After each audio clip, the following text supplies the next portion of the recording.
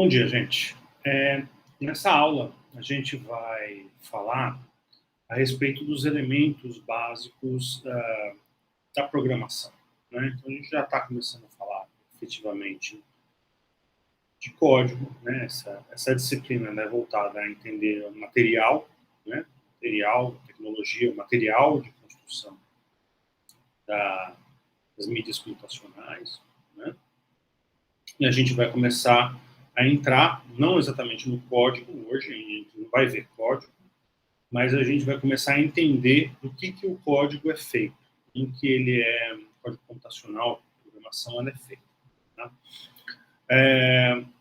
Bom, existem várias linguagens de programação, né, disponíveis para fazer qualquer tipo de coisa nas mídias computacionais, e cada linguagem, às vezes, tem suas particularidades, suas utilidades, né? Então, assim, a gente não vai construir, por exemplo, um videogame usando Basic.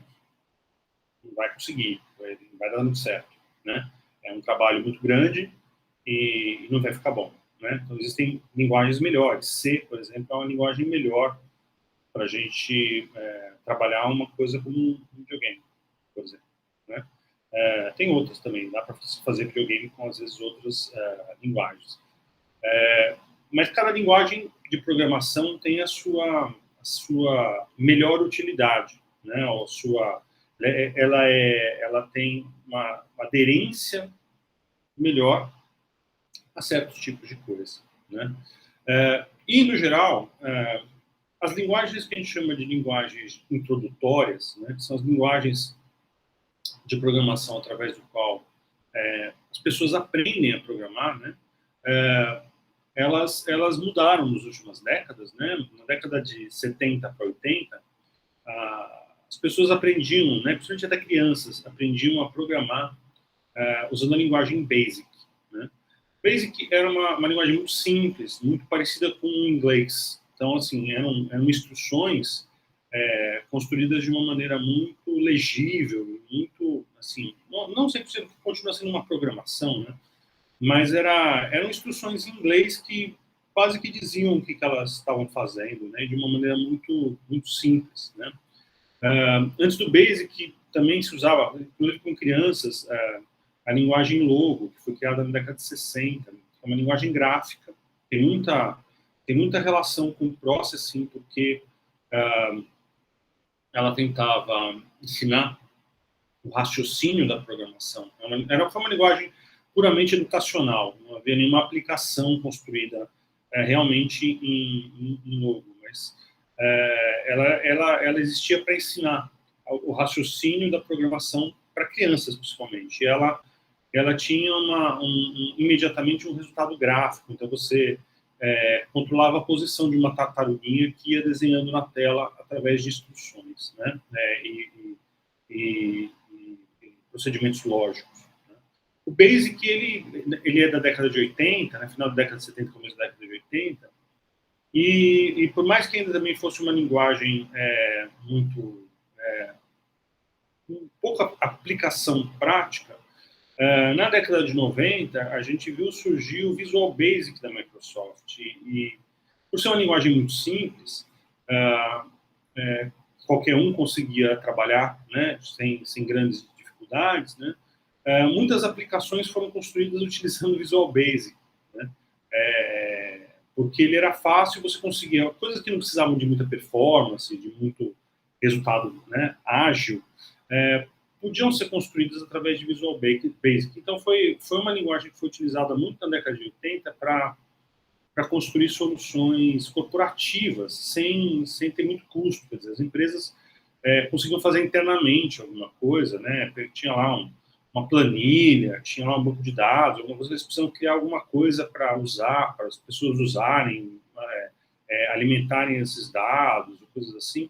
E através do Visual Basic era possível criar essas ferramentas, né? Sem você contratar uma software house, uma empresa de desenvolvimento para criar uma ferramenta, que seria muito mais caro. Então, o Basic, apesar de ter sido uma linguagem também criada muito mais para ensinar programação do que efetivamente construir coisas, ferramentas e coisas, aplicações de fato, né? Ela acabou sendo uma solução barata para as empresas, né? O Visual Basic ele foi criado pelo Alan Cooper. O Alan Cooper é um cara importante para a gente na área de design.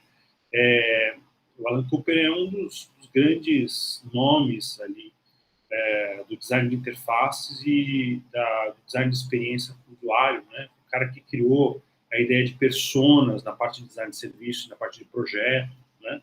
É um cara que tem um papel aí nas mídias digitais e na parte projetual muito importante. O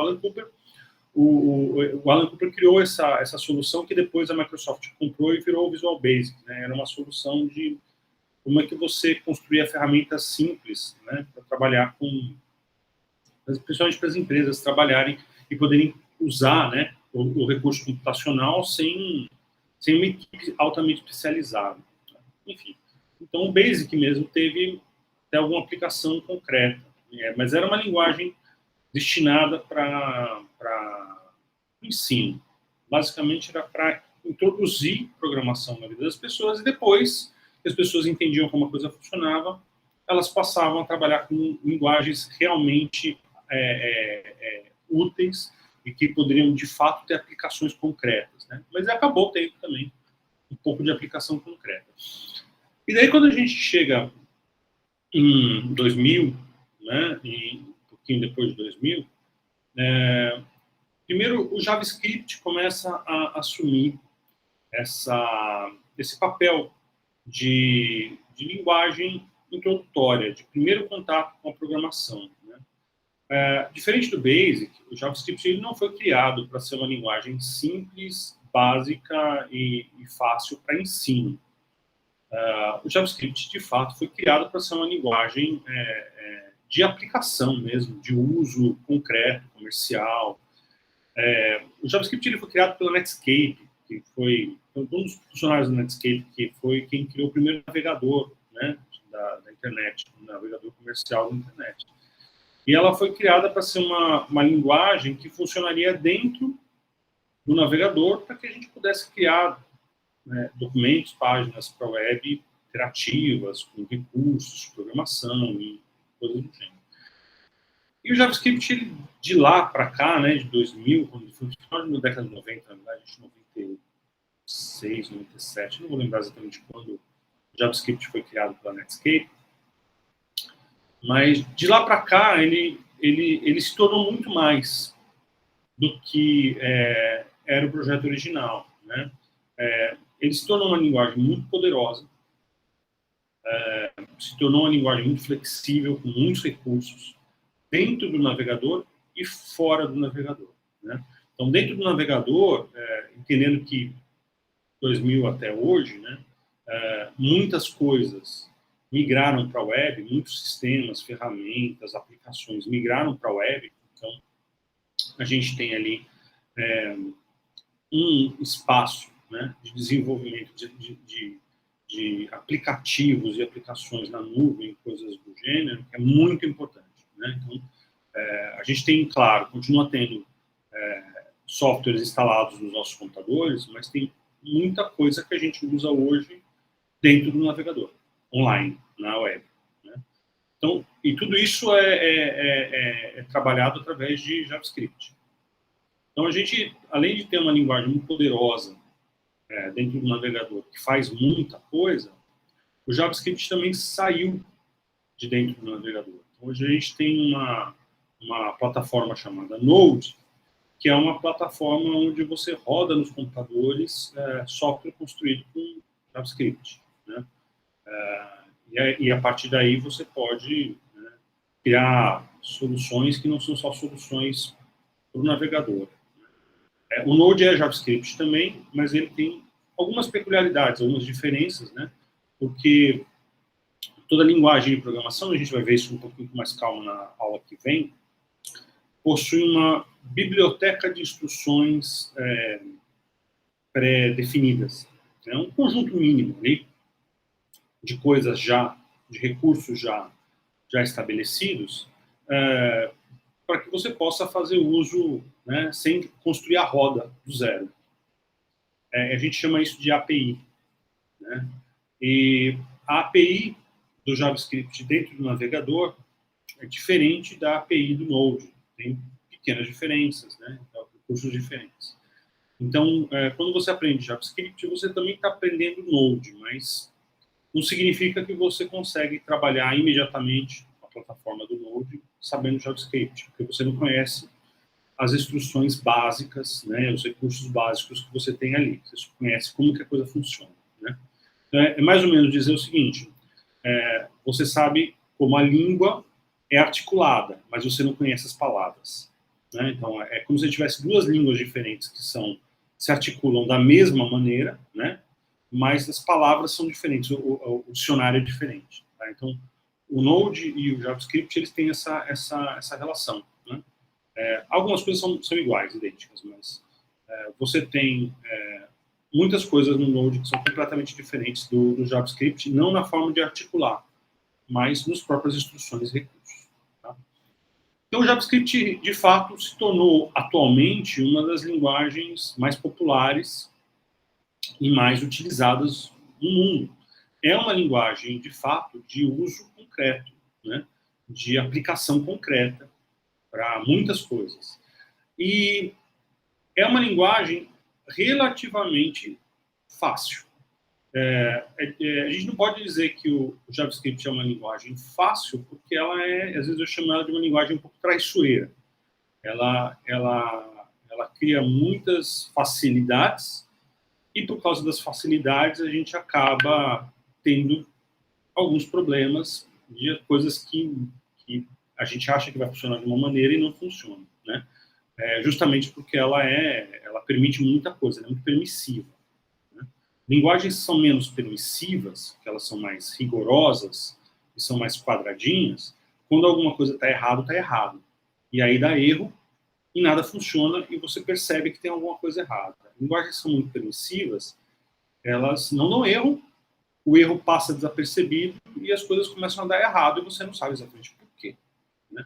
Então, gera alguns problemas, algumas dificuldades para se programar por causa disso.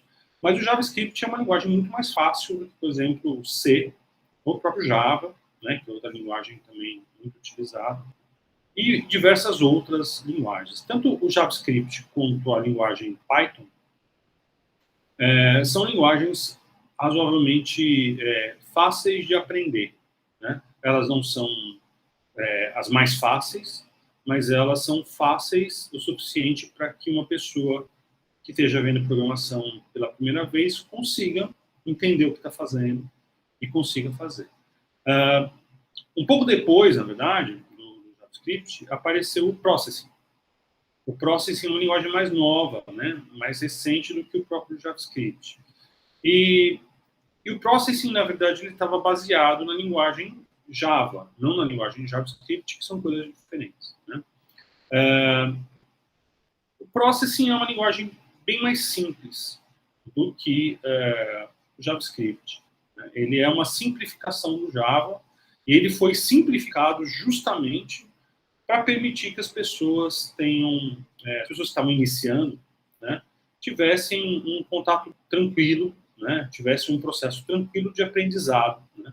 O Processing também não foi criado como uma linguagem de aprendizado, ele foi criado como uma linguagem de aplicação, de fato, voltada para pessoas que não tinham treinamento formal de programação. Ou seja, quando o Ben Fry e Casey Reas criaram o Processing lá no MIT, eles estavam tentando criar uma ferramenta de programação para artistas, para designers, para criativos, para pessoas que não são da área de computação, mas queriam usar a programação para construir seus objetos de trabalho, seu design, sua arte, enfim.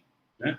Então, eles sabiam que as pessoas que queriam usar essa linguagem eram pessoas que não tinham uma bagagem forte de lógica de programação, de sistemas e coisas assim, né, de computação. Então, eles queriam criar uma linguagem que fosse tão simples quanto o BASIC era, e ao mesmo tempo que tivesse uma aplicação concreta para que essas pessoas pudessem trabalhar com programação realmente, não de uma maneira introdutória apenas. Então, o Processing ele é uma linguagem poderosa para muitas coisas, e no que diz respeito à arte e à construção gráfica e os aspectos visuais, ele é realmente muito prático e muito conveniente para se trabalhar, né? É muito bom usar o Processing. E, por ser uma linguagem baseada no Java, que de fato é uma linguagem muito mais rigorosa do que o JavaScript, o aprendizado do Processing é mais simples, porque de fato, quando alguma coisa está errada e não funciona. Então você vê claramente o erro, você vê que a coisa não passa. Quer dizer, deu erro, para tudo. Né? Ó, tem erro no seu código. E enquanto tiver erro, ele não funciona. Então, é mais fácil de entender o que você está fazendo de errado quando as coisas são assim, do que um erro ser mascarado e criar resultados inesperados que você não entendeu por que acontece. Então, tanto o Processing quanto o JavaScript são linguagens muito poderosas, né? O Processing é mais simples e mais fácil de aprender do que o JavaScript, mas o JavaScript é muito mais útil hoje, né? Ele tem muito mais aplicação, tem muito mais possibilidades de uso do que o próprio Processing, né? Mas mesmo o Processing original continua sendo bastante útil, principalmente quando a gente está falando de arte, né? Sobretudo quando a gente está falando de arte. Por quê? Porque, geralmente, artistas, né, eles fazem instalações, eles criam peças que vão ser projetadas, né, em alguns lugares. Então, para esse tipo de aplicação, onde de fato você precisa instalar um software, rodar um software e criar todo um espaço, às vezes, para que isso funcione, o Processing vai funcionar muito bem, né? O Processing, né, com base em JavaScript, que é o P5, né, é a mesma API, ou seja, são as mesmas instruções pré-definidas do Processing, só que utilizando a base em JavaScript, P5, ele já funciona dentro do navegador, geralmente. Então, o escopo do P5 é fazer as mesmas coisas, arte, design, coisas, só que para o mundo que funciona dentro da web, no geral. Você também pode fazer coisas para P5 que vão extrapolar o navegador, claro. Mas, de maneira geral, quando você trabalha com P5, você vai estar construindo alguma coisa que vai rodar dentro do navegador, né? E aí que vem o barato, né? Pelo Processing ser basicamente um conjunto de instruções já, né, definidas, uma API, uma biblioteca de ferramentas e instruções que fazem coisas acontecer, aquilo que você vai usar no Processing original e o que você vai usar no JavaScript são as mesmas palavras, né? Então você vai usar as mesmas instruções. É como se o dicionário das duas linguagens fosse o mesmo, apesar de que a articulação do JavaScript e a articulação do Process são um pouco diferentes. Então, a gente aprendendo um pouco de Processing, a gente já está aprendendo a trabalhar com JavaScript no P5. E a gente trabalhando no P5, a gente já está aprendendo, basicamente, o Processing também, né? Agora, essa relação, né, ela pode parecer uma exceção, ela pode parecer um caso à parte, mas a verdade é que a maior parte das linguagens de programação, elas têm a mesma estrutura, né, independente de qual seja a linguagem. Quer dizer, a forma da gente programar, o raciocínio de programação, ele vai ser o mesmo para qualquer que seja a linguagem. Algumas vão exigir que a gente tenha um trabalho braçal, mecânico, de digitação, de construção de coisas, muito mais extenso, né, do que outras para algumas coisas. Algumas delas vão ser mais simples, mas também vão gerar outros problemas em outras coisas. Então, basicamente, todas as linguagens de programação elas vão funcionar de uma maneira muito parecida, com dicionários diferentes e com pequenas modificações na maneira com que elas são articuladas. mas a maneira de agir e aquilo que a gente usa na programação vai ser sempre a mesma coisa. É por isso que, depois que você aprende a primeira linguagem de programação, aprender outras linguagens de programação fica muito mais fácil. A primeira vez, é a mais difícil de todas. Né? Quando você está tendo o primeiro contato com a programação, onde tudo aquilo é muito novidade, é muito diferente daquilo que você está acostumado, esse é o momento mais difícil de aprender uma linguagem de programação. Depois que você entende como uma delas funciona, você percebe que as outras vão funcionar de maneiras muito semelhantes. Não vai ser a mesma coisa, mas você vai agir da mesma maneira em relação ao código. Você vai precisar saber de pequenos pormenores de cada linguagem, como é que as coisas são feitas, para que você possa trabalhar com elas. Mas o aprendizado de uma nova linguagem de programação vai ser muito mais fácil, porque, basicamente, a estrutura por trás de tudo isso, a lógica, o raciocínio, é exatamente o mesmo. Né?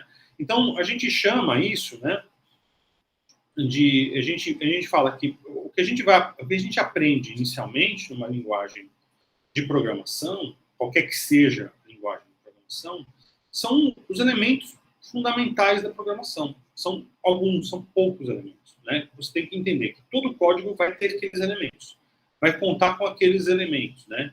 E uma vez que você entende o papel de cada um desses elementos na programação, independente de qual seja a linguagem que você vai escolher trabalhar, né, você sabe que aqueles elementos estão presentes e como eles funcionam. E aí é uma questão de usar esses elementos. Né? É mais complicado do que bloco de Lego que você encaixa, não é só arrastar e colocar, é realmente um processo de elaborar e construir, escrever. Né? Mas você sabe que você pode contar com aquele tipo de elemento e como ele funciona na linguagem, você sabe que vai ter que articular aquele tipo de coisa ali para fazer alguma coisa acontecer, alguma coisa que você queira acontecer. Quais são os elementos de todas as linguagens de programação que você vai ter disponível em praticamente, não vamos falar todas, porque talvez existam linguagens muito rudimentares onde esses elementos não vão estar presentes. Né? Por exemplo, o código binário, né, código de máquina, que é apenas 0 e 1, né, talvez a gente não tenha todos esses elementos disponíveis ali. Né? Você vai ter que construir alguns desses elementos quando você constrói. Mas ninguém mais programa em código de máquina. É uma coisa masoquista de ser feita. Né? A gente usa a linguagem justamente quando a gente usa uma linguagem de programação e a gente compila ou interpreta o código, esse código é transformado em código binário, em código de máquina, que é a linguagem que o computador de fato entende. O computador entende, né? Ele só entende uma linguagem, que é 0 e 1. Né? Quando a gente escreve o nosso código em uma linguagem como Processing, JavaScript, C ou qualquer outra linguagem, a gente passa ou por um processo de compilação que vai gerar um executável no computador, ou por um processo de interpretação que vai pegar aquele código, vai interpretar e rodar em tempo real. Mas o que faz tanto a compilação quanto a interpretação é transformar o teu código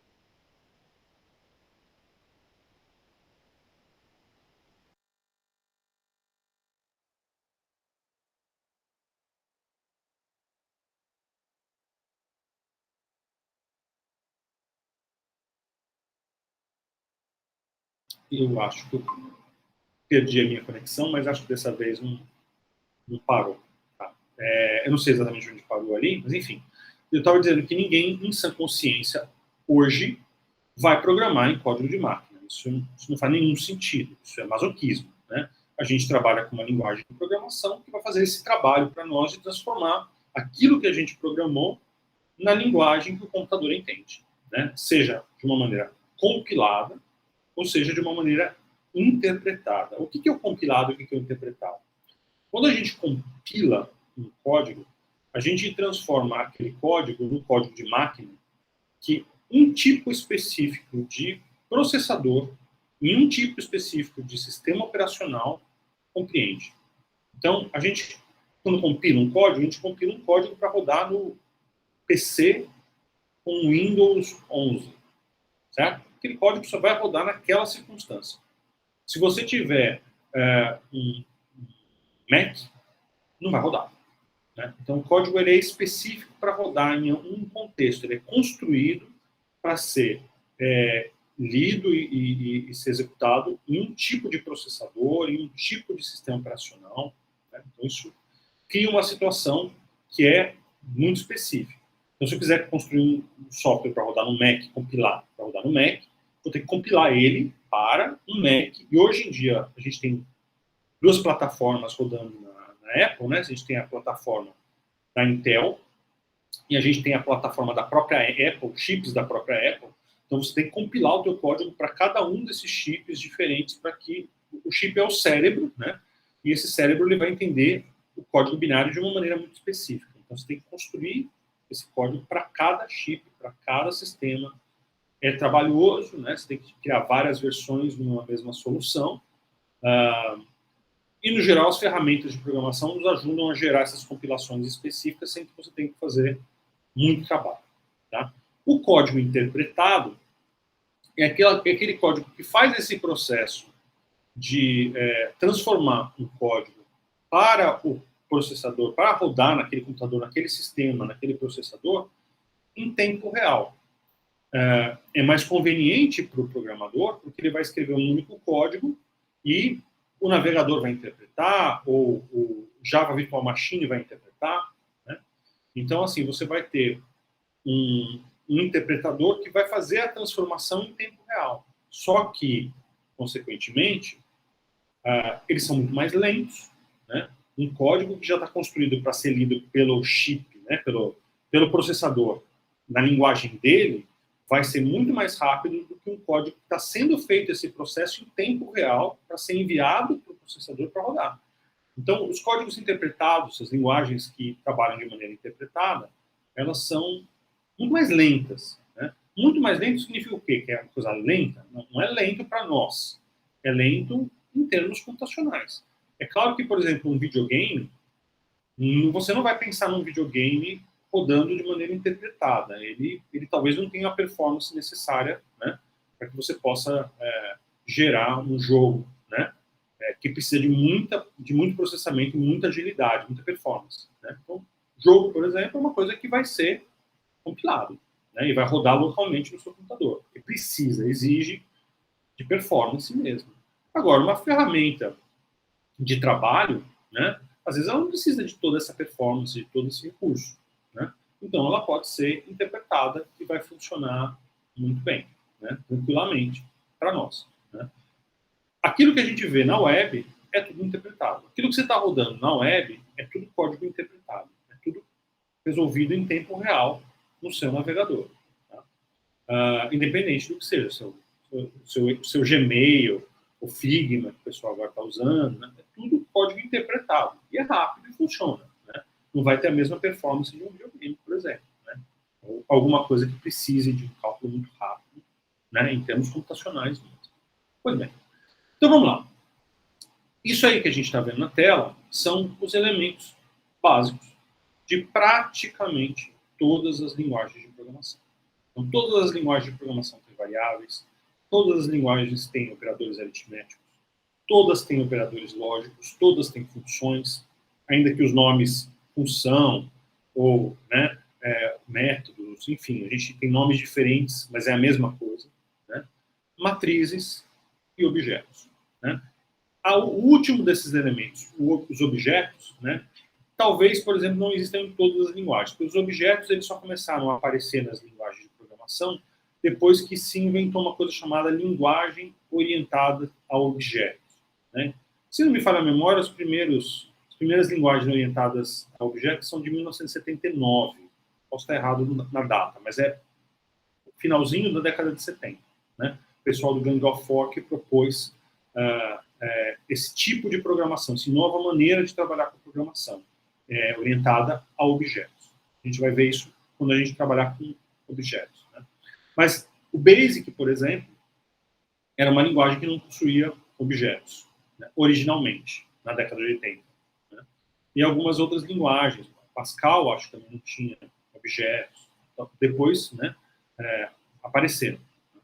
Então, mas hoje em dia, eu desconheço uma linguagem de programação que não tenha uma implementação de objetos também, ainda que ela não seja original.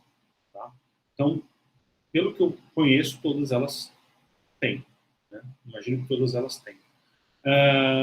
Então, vamos lá. O que são, de uma maneira geral, assim, por cima, cada um desses elementos? Tá? Vamos começar pelas variáveis. Então, tudo aquilo que a gente precisa usar num programa, né? Uma informação, um dado. Então, sei lá, vou criar um programa que eu vou armazenar nota dos meus alunos. Então, eu vou ter o nome do aluno, eu vou ter o nome da disciplina, eu vou ter a nota que esse aluno recebeu no trabalho. Né? Todos esses dados, eles são variáveis dentro de um programa. Qualquer dado que eu vou guardar dentro do meu código, qualquer dado que eu vou usar dentro do meu código, ele tem que ser armazenado dentro de variáveis. Então, a gente tem que criar variáveis no nosso programa para armazenar qualquer e todo tipo de dado. Cada dado que a gente vai usar, a gente precisa de uma variável específica para armazenar, para guardar essa informação dentro do meu código.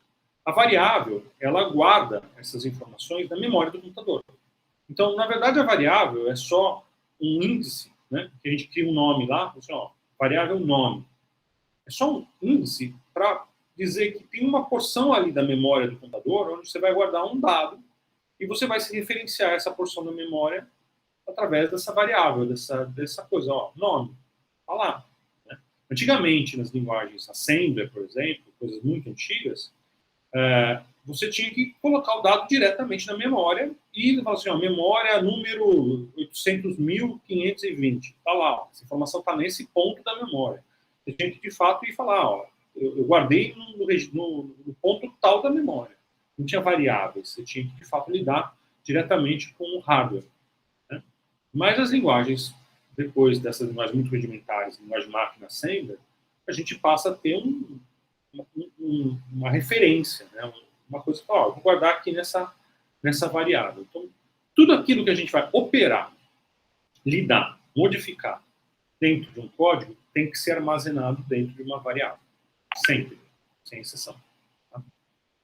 O que são os operadores aritméticos? São os operadores de cálculo. É quando a gente faz cálculo, né? Algum tipo de cálculo, algum tipo de manipulação das variáveis com cálculo. Então, se você vai armazenar um valor, por exemplo, a nota do primeiro trabalho deu a nota 8, e a nota do segundo trabalho deu nota 9, e aí você quer a média final, você vai ter que operar esses valores para encontrar esse valor final, que vai ser, né, a soma das duas notas dividido pela quantidade de notas, que no caso é 2. Então, o que são os operadores aritméticos? Eles são como que você processa esses dados nas variáveis. E a gente está falando de dados numéricos para simplificar, mas a gente pode somar, subtrair e operar inúmeras coisas. A gente pode operar palavras, a gente pode juntar uma palavra com outra e formar uma palavra maior. A gente pode juntar frases, a gente pode juntar qualquer tipo de dado, ou subtrair, ou dividir, ou cortar, enfim. Trabalhar com qualquer tipo de dado, não apenas números. Né? Então, todo tipo de operação de somar um valor, de adicionar alguma coisa, de modificar alguma coisa numa variável, num dado que está guardado, numa informação que está guardada, é uma operação aritmética, né? Um operador aritmético. Cada linguagem tem uma maneira de realizar esse tipo de coisa. Vocês provavelmente já devem ter visto, já devem estar acostumados na computação, que, por exemplo, quando a gente multiplica alguma coisa, algum valor, a gente não usa o X, né? Quando a gente estuda na escola, o símbolo que a gente usa para multiplicação é um X. Mas na computação a gente não usa o X, a gente usa um asterisco. Né? Então isso é só uma maneira com que você indica para o computador que você está querendo realizar uma operação aritmética de multiplicação. Né? Em uma linguagem, sei lá, qualquer, podem inventar, a gente pode usar o X, de repente resolvem que vão usar o X, em vez de usar o asterisco. É a maneira com que essa linguagem articula uma operação aritmética, né? uma manipulação dos dados. Tá? Operadores lógicos. O que são os operadores lógicos? Os operadores lógicos são um dos elementos mais importantes de toda a programação. Eles conduzem o que a gente chama do fluxo do programa. Para onde o programa vai, o que o programa vai fazer, a próxima coisa que ele vai fazer. Então, os operadores lógicos eles geralmente trabalham em cima de algum tipo de operação aritmética, né? E, às vezes, operações de fato lógicas de comparação. Né? Então, por exemplo, eu quero saber se o valor de uma variável é exatamente o mesmo do valor de outra variável. Isso que a gente chama de uma operação lógica. Né? A gente está comparando os dados. A gente quer saber se o dado A ou o dado B, se eles são iguais ou se eles são diferentes. Se eles forem iguais, o meu programa vai fazer uma coisa. Se eles forem diferentes, o meu programa vai fazer outra coisa. Tá? Então, isso é uma operação lógica. Ela conduz um pouco o que o programa vai fazer a seguir, né? Dependendo de algum dado. Né? Então, pode ser um dado aritmético, por exemplo. Se um valor chegar a um ponto, se uma variável chegar a um valor x, você faz isso. Se ela não chegar, você faz aquilo. Então, para que a gente possa dizer ao programa, instruir o programa, o que ele deve fazer, instruir meu código, o que ele deve fazer, no geral, a gente trabalha com esse tipo de comparação dos dados. Operações lógicas em cima de manipulação de operações aritméticas ao longo desses dados. Quer dizer, uma variável que ela vai aumentando de valor a cada minuto, né? E quando ela chegar em um determinado valor, ou seja, aí eu estou com a operação lógica, quando ela chegar em tanto, aí você faz isso. Enquanto ela não chegar nesse valor, você faz aquela outra coisa. Tá? Então, os operadores lógicos, eles são dessa natureza. Eles realizam, geral, com base em certas comparações, né, em certas validações, o que o programa deve fazer, ou eles criam também rotinas, né, como esse senhor que está passeando aí, né, fica se repetindo. Eles ficam criando repetições até um determinado ponto, até alguma coisa acontecer. Tá? Os operadores lógicos eles vão controlar o encaminhamento. Basicamente, eles servem para isso. Tem diversas outras coisas que a gente pode fazer também, mas o grosso do que a gente faz com operadores lógicos é por isso que lógica de programação é uma coisa tão importante para a programação, né? Então, todo programador mesmo, formado em computação, ele estuda, antes de estudar a linguagem de programação, eles estudam lógica de programação, porque eles têm que entender operações lógicas, raciocínios de fluxo, de como que uma coisa pode ser resolvida ao longo de um programa. A gente vai aprender isso um pouquinho na prática, a gente vai estudar lógica de programação para depois ver a programação. A gente vai já entrar com as duas coisas ao mesmo tempo, né? Mas quem tem treinamento formal em programação estuda primeiro, no mínimo 6 meses de lógica de programação, para começar depois a de fato, construir código. Tá? De tão importante que são essas operações lógicas. Pois muito bem. Funções. O que são funções? No Java, são chamados métodos, né? Mas métodos e funções são a mesma coisa. No Java, não exatamente no Java. Linguagem orientada a objeto trata as funções como métodos. Depois a gente vai ver por quê, quando a gente for ver os objetos. Mas é a mesma coisa. As funções, elas são exatamente aquele conjunto, aquela biblioteca que eu falei, o API, né? Aquela biblioteca que já te é dada inicialmente, originalmente, numa linguagem de programação, ó, você tem já esses recursos aqui disponíveis para você. Né? Todos esses recursos que estão disponíveis para você para uma linguagem de programação através da sua API são funções, meramente funções. Funções que já foram construídas. Então, eu quero desenhar uma linha na tela. Tem uma função que faz isso. A gente, de maneira muito geral, chama de instrução. Né? Ó, tem uma instrução para desenhar uma linha. Legal. Essa instrução, na verdade, ela é uma função. Ela é um pequeno código, né? Um pequeno trecho de código que faz exatamente isso. Ele faz o que é necessário para construir essa linha ou para realizar alguma função, alguma atividade no seu código. Desenhar uma linha na tela parece uma coisa muito simples, muito rudimentar para nós. Você fala o ponto inicial, ponto final, desenha uma linha. Mas construir isso não é um processo tão simples assim. Então, existe todo um cálculo matemático para identificar quais são os pontos na tela, nas suas coordenadas, para que aquela linha seja de fato desenhada. Tem um algoritmo famoso chamado algoritmo de Bézier, que serve para resolver esse problema. É um problema. Então, se você tiver um ponto na coordenada A e um ponto na coordenada B, quais são os pontos que têm que ser pintados na tela para que você forme alguma coisa que nos pareça visualmente uma linha, né? Fina, inclusive. Então, para você descobrir quais são esses pontos, tem um cálculo que ele não é simples, que ele não é básico, não.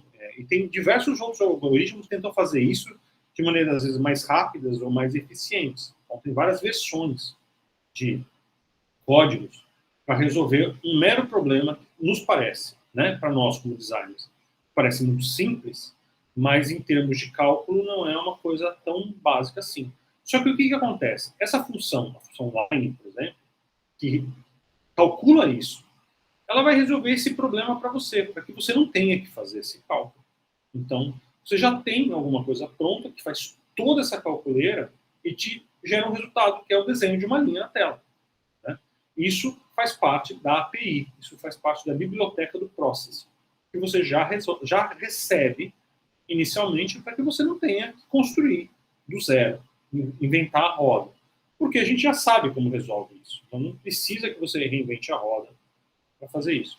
Então, cada coisa que a gente vai usar inicialmente no Process, no geral, via de regra, é uma função que já foi construída, né, pelo Ben Fry, pelo Casey Reas, provavelmente, né, e que está lá disponível para você usar. Mas existem coisas que não fazem parte dessa biblioteca que você queira que aconteça. Então, sei lá, eu quero, sei lá, que um degradê seja desenhado na tela. O Processing, por exemplo, ele não tem nenhuma função para criar um degradê. Ele não tem. Então, se você quiser construir um degradê, você vai ter que criar um código para gerar esse degradê. Né? E você vai construir isso através de uma função que você vai criar. Ela não vem no Processing, mas você pode criar. Depois que você criar essa função, você pode utilizar ela quando você precisar. Né? Então, você vai escrever o código para fazer o degradê e vai usar esse código nos seus outros códigos, ou no mesmo código, para usar, para aplicar um degradê aonde você precisar. Então, funções são isso, são pequenos recursos que a gente vai construindo, né, e vai acumulando para resolver coisas que a gente precise na nossa programação. Tá? Então, são as ferramentas. As funções são as nossas ferramentas que a gente vai confeccionando aos poucos e vai aplicando e vai usando nos nossos códigos. Tá? Bom, matrizes. As matrizes são variáveis avançadas, vamos botar assim, né? Então, a gente vai ver que trabalhar com variáveis é a base de toda a programação, mas às vezes a gente precisa de variáveis que são mais avançadas, que fazem coisas mais avançadas do que aquilo que as variáveis básicas nos dão.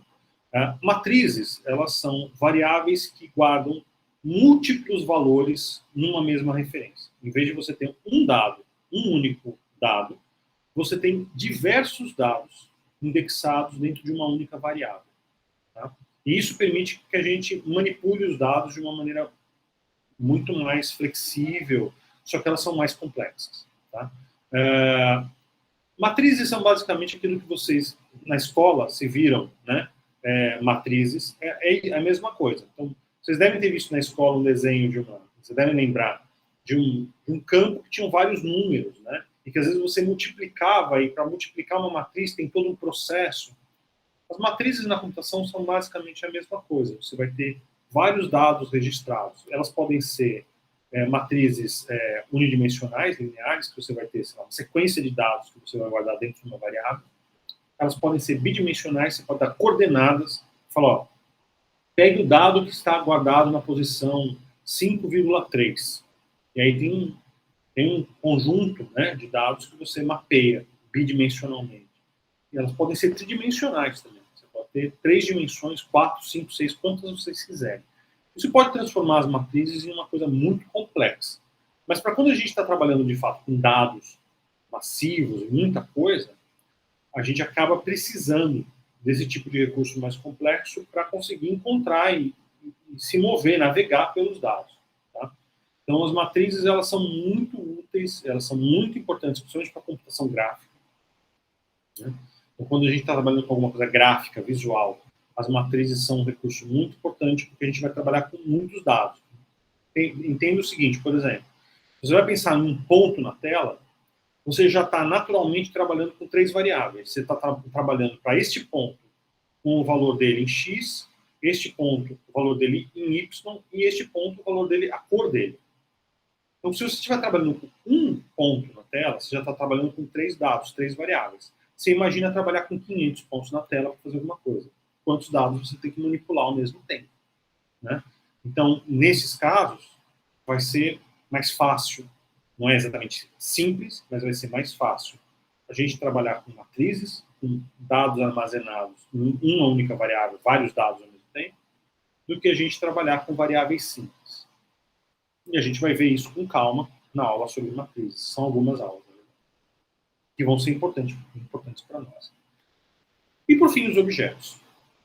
Os objetos são uma maneira mais recente, mais moderna, não exatamente melhor, não é melhor, é só mais recente, de se pensar e trabalhar com programação. Os objetos, eles pressupõem um jeito um pouco mais concreto, né, de se trabalhar com a programação. Então, eu lembro do Colin Mock, uma vez deu um exemplo material para a gente entender como é que é a programação orientada a objetos. Nesse tipo de programação, a gente tenta criar objetos, de fato. Então, imagine o seguinte, você vai projetar um avião. Esse avião que você vai criar, você provavelmente vai ter que parafusar as placas do casco do avião, você vai ter que parafusar os bancos, você vai ter que parafusar os móveis do avião, os armários, você vai ter que parafusar, né, o avião. Se imagina se você vai pensar em cada parafuso do avião de uma maneira específica. Né? Quantos parafusos você usa num avião? Imagino que seja 1 milhão de parafusos. Né? Então, o que acontece? Quando você pensa em termos de construção de projeto, você fala, tá, eu vou usar parafusos. Então, quais são os tipos de parafusos que eu vou usar? Eu não vou usar 70 parafusos diferentes. Eu vou tentar simplificar, porque na hora de construir os parafusos para o avião, vai ficar mais fácil se eu tiver 1 modelo, 2 modelos, 3 modelos que sirvam para tudo, do que eu, para cada caso, usar um parafuso diferente. E para cada parafuso que você cria, então vamos supor que a gente tenha só 3 modelos, você vai ter uma porca que se encaixa naquele modelo, naquela dimensão, naquela forma. Se você usar 70, 80, 90 parafusos diferentes, você vai ter que ter 90 tipos de porcas diferentes para cada caso, vai ficar um inferno.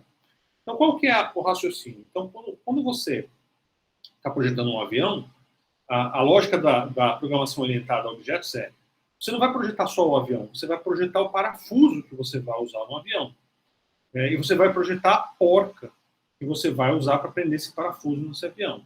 E você vai projetar o banco, e você vai projetar a articulação do banco. Então, cada objetozinho que você tem dentro do avião, cada pequeno objeto que faz parte da construção do avião, você vai projetar.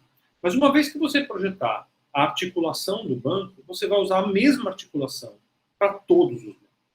Então você vai ter um trabalho para projetar aquela articulação grande a primeira vez, mas depois que você projetar aquilo a primeira vez, você vai usar a mesma articulação sempre.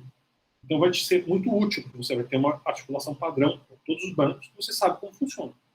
Se você projetar 3 tipos de parafuso, você sempre vai usar um daqueles 3 tipos. Então, você projetou, deu trabalho, você vai ter que construir, mas depois que você fizer aquilo, você sempre vai usar e você sabe como eles se comportam e como eles funcionam. Não vai ter novidade. Você não vai chegar ali numa hora de resolver um problema no avião e descobrir que o encaixe lá, a peça, é uma estrela, em vez de ser uma fenda. né? É uma estrela que você não tem a chave, né? Então, a lógica da linguagem orientada a objetos é que você construa os objetos que fazem parte do seu projeto. E uma vez que você construa esses objetos, você utilize sempre os mesmos objetos. Então, eu vou criar um objeto, por exemplo, que é um carro, né? Eu estou criando um joguinho, esse joguinho vai ser um joguinho de carro. Eu vou ter que projetar esse carro, eu vou ter que construir a roda dele, como ela funciona, eu vou ter que construir a direção dele, eu vou ter que construir o farol dele, né? O farol ele vai ligar, ele vai desligar, a roda ela vai girar. Eu vou ter que projetar todos esses elementos do meu carro. Mas uma vez que esses elementos estejam todos projetados e construídos, aí eu vou virar assim, esse carro encaixa 4 rodas nele, coloca 2 faróis e pronto. Eu tenho um carro que vai funcionar, né, como um objeto. Ele está todo projetado para as coisas, para a roda articular um eixo, para o farol se articular com a chave de ligação, e aí eu vou ter um carro. E aí, eu não vou ter só um carro, eu posso criar quantos carros eu precisar. Vai ter carro que é mais rápido, vai ter carro que é mais lento, vai ter carro que tem a cor azul, vai ter carro que tem a cor vermelha, mas todos eles vão ser carros e todos eles vão usar as mesmas peças para serem construídos, né? E então a linguagem orientada a objeto, ela tem um raciocínio muito concreto em relação à programação. Você vai criar os objetos que você usa e você vai articular esses objetos da maneira como eles foram criados. Então você vai conectar um objeto com o outro e vai fazer com que eles trabalhem juntos, né? Mas cada objeto é independente um do outro. Tá? Pode parecer nesse momento para vocês que é uma coisa está muito abstrato, né? Qual a utilidade disso? A grande utilidade disso é quando você tem coisas sendo multiplicadas. Então, quando você faz um programa que vai ter o mesmo objeto repetido várias vezes nesse programa, que vai ser utilizado em vários momentos diferentes ou ao mesmo tempo, várias vezes, não faz sentido você programar cada um dos objetos. Faz sentido você programar um único e fazer cópias, né? Então, esse que é o raciocínio da linguagem orientada a objetos. Imagina, por exemplo, num programa que vocês usem, né? Programas têm botões. Você vai programar no seu código cada botão que aparece no seu código? Não, você cria um botão. E aí você tira cópias desse botão para fazer coisas diferentes, né? Então, esse é o raciocínio da linguagem orientada a objetos. Você cria esses objetos que você vai usar, esses componentes que você vai usar, e você usa cópias deles no código, quantas vezes você precisar, né? Da maneira como você precisar. Isso é super legal para a gente, porque geralmente o trabalho visual que a gente cria como designer, né, reutiliza muitas coisas visuais, coisas gráficas. Então, você vai fazer uma interface, você vai ter botões, você vai ter ícones, você vai repetir esses elementos várias vezes no seu código. Quando a gente está criando arte, geralmente a gente trabalha com elementos básicos, primitivos. Você vai ter um triângulo, você vai ter um quadrado, você vai usar esses elementos diversas vezes no seu código. Então, é uma maneira da gente simplificar muito o nosso trabalho mecânico, em vez de você, vou fazer um código aqui que tem 3 quadrados andando pela tela. Tá, você vai construir cada um deles no seu código e vai trabalhar com cada um deles lá, o quadrado A, o quadrado B e o quadrado C. Mas quando você tiver 500 quadrados andando na tela, você não vai conseguir escrever um código com 500 elementos, um atrás do outro, construindo cada um deles e mexendo neles a cada segundo, a cada nova interação.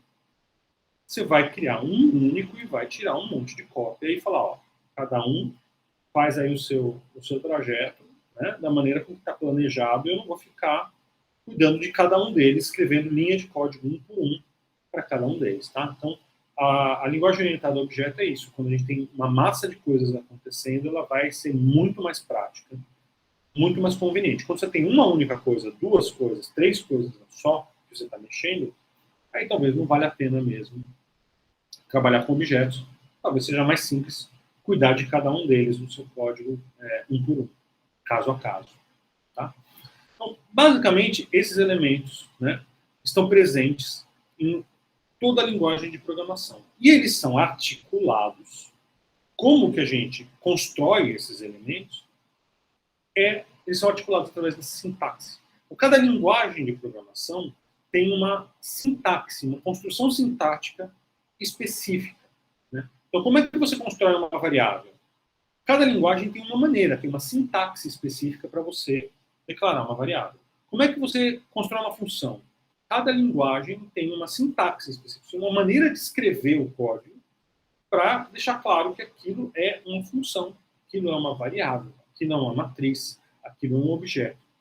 A sintaxe é o que a gente, quando a gente aprende, por exemplo, JavaScript, a gente vai aprender a sintaxe em JavaScript. Então, você vai descobrir que tem uma série de instruções, ou seja, funções, né, já prontas para você usar, mas você não vai conhecer todas. É que nem falar que você vai conhecer todas as palavras que existem no dicionário. Ninguém conhece. Você pode falar muito bem português, você não conhece todas as palavras que existem no português. Você pode ter muita fluência em inglês, você não faz ideia de todas as palavras que estão no dicionário em inglês. Né? Pode aparecer palavras que você não conhece, que você nunca ouviu na sua vida. Então, programar não é conhecer todas as palavras e todas as instruções que estão disponíveis numa linguagem de programação. Programar é você entender a sintaxe daquela linguagem, como é que você escreve cada um desses elementos e como é que você articula esses elementos no seu código. E aí, os recursos, as funções que você, de fato, usa no seu código, você tem que consultar o dicionário. Né? Você tem que consultar a API da linguagem de programação. Tá? Algumas a gente sabe de cor porque a gente usa muito, mas você não tem como saber todas. Tá? Então, quando eu estava falando, por exemplo, de Node e JavaScript, é normal que quem está trabalhando com JavaScript consiga programar em Node, porque a sintaxe é a mesma. A articulação, como é que você escreve, é a mesma. Mas o dicionário, as palavras, a biblioteca são diferentes. Você não tem como saber tudo que existe na biblioteca de JavaScript e você não tem como saber tudo que existe na biblioteca de Node. Né? Então você vai consultar o manual do Node, você vai consultar o manual de JavaScript para entender o que está disponível para você. E uma vez que você sabe a sintaxe e sabe articular, você pode construir, inclusive, as suas próprias funções e utilizar essas funções dentro das suas funções para fazer as coisas que você precisa. Então, basicamente, aprender uma linguagem de programação é aprender a sua sintaxe e de que maneira você constrói cada um desses elementos nesta sintaxe. Quando você aprender JavaScript, você vai aprender a sintaxe de JavaScript, que vai te servir, por exemplo, para o Node, mas não vai servir para Basic. Então, se você quiser programar em Basic, você vai ter que aprender a sintaxe do Basic, como é que você constrói variável, operadores, né, funções do Basic.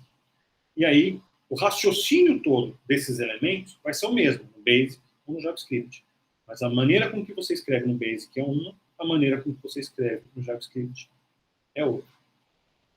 A única diferença estranha aqui é que do P5 para o Processing, o dicionário é o mesmo, mas a sintaxe é diferente. Então você usa as mesmas palavras, mas você articula essas palavras de maneiras diferentes no Processing e no P5, que é JavaScript, na verdade. Que a sintaxe do P5 é JavaScript. Tá? Imagino que isso não esteja ainda claro para vocês, que isso, na verdade, esteja ainda muito confuso. E isso só vai ficando claro na medida que a gente for, de fato, construindo coisas. Tá? Então, não se preocupa se tudo isso que eu expliquei, né, somente essa questão de sintaxe, ela está muito nebulosa. Que é isso. Da mesma maneira que vocês tinham aula de português na escola, análise sintática, vocês conseguem entender o que é sintaxe vendo frases escritas, entendendo os elementos da frase, e por aí vai. A mesma coisa vale aqui. Eu só estou dando um apanhado geral, uma explicação geral, para explicar o que são essas coisas, e aí a gente vai começar a entender de fato o que são essas coisas, construindo código, vendo como elas são usadas no código. Depois que você aprender JavaScript, depois que você aprender P5 aqui nessa disciplina, entender como articulam cada uma dessas coisas, para você aprender uma linguagem nova, vai ser muito mais fácil, porque isso tudo que eu estou falando, sintaxe, variável, objeto, matriz, você já vai entender como é que eles se articulam, como é que eles funcionam, né? E qual a importância de cada um deles no aprender de uma linguagem de programação. Mas fiquem tranquilos, se você ainda não conseguiu entender, isso está tudo muito nebuloso, é normal, porque a gente só consegue entender de fato essas coisas concretamente, enxergando, vendo a sintaxe sendo construída, vendo funcionando. A gente só aprende de fato concreto, não no abstrato. O abstrato é só para dar uma introdução, só para que a gente entenda que essas coisas existem, né? E só lá no final, quando vocês voltarem para... Depois que vocês terminarem o curso, vocês assistirem de novo essa aula, vocês vão falar, agora sim, agora eu estou entendendo qual é o papel, agora eu estou entendendo por que eu tenho que entender como é que funciona uma variável, porque em outras linguagens eu vou usar a mesma coisa, e eu vou ter que identificar em outras linguagens o que é uma variável, como escreve uma variável, como declara uma variável, se eu quiser usar outra linguagem de programação. Agora eu estou entendendo que tem cada um desses campos, de fato, dentro de uma linguagem de programação, seja qual for. Mas, ainda no começo, ainda agora, dificilmente vai estar 100% claro. Eu falei, expliquei, vocês provavelmente entenderam tudo que eu falei, mas não fazem ideia do que eu estou falando, tá? Não se preocupe. É normal, é assim mesmo. O processo de aprendizado de programação é esse mesmo, tá bom? É isso. Novamente, né, se vocês tiverem alguma dúvida, questões, perguntas, imagino que vocês tenham um monte de dúvidas, né? Coloquem lá no mural por enquanto do Classroom, a gente ainda está no momento assíncrono da nossa disciplina, né? Coloquem lá, na medida do possível eu vou respondendo, vou explicando e vou tranquilizando vocês. Se não entendi tal coisa, às vezes eu vou falar, é normal, fica tranquilo, não dá para entender agora ainda, mas você vai entender depois, tá? Então, é um processo, não se preocupem, tá? É normal, esse começo é a parte mais difícil do aprendizado da programação. E não tem jeito, é assim mesmo. Tá bom? Então, dúvidas, questões, postem lá no mural do Classroom e eu vou tentando responder para vocês lá mesmo. Tá bom, gente? É isso. Até a próxima encontro.